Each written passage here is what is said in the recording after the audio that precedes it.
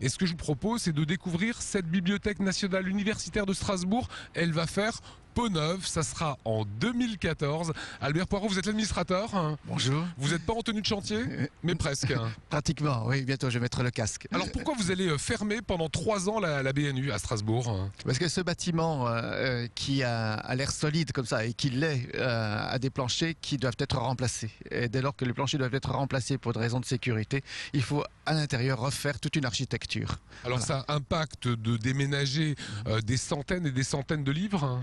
Oui, effectivement, puisqu'il y a dans ce bâtiment quelque chose comme 47 km linéaires à déménager. Donc ça veut dire qu'en 2014, les travaux seront terminés. En tout cas, on espère, hein.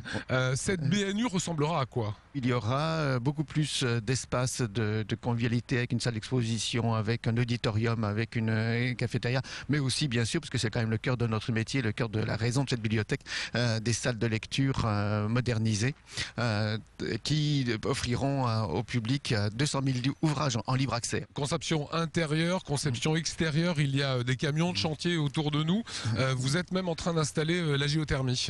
Oui, effectivement, il est prévu que le bâtiment soit chauffé avec la géothermie et donc ça a nécessité le forage d'un puits de 50 mètres de profondeur ici de ce côté-là. Et puis de l'autre côté du bâtiment, un puits de 20 mètres pour le rejet de la géothermie, effectivement. Alors cette Bibliothèque nationale universitaire, on la repère de loin, hein, par son magnifique dôme. Les élèves, les étudiants qui viendront en 2014 auront une vue directement de l'intérieur sur le dôme.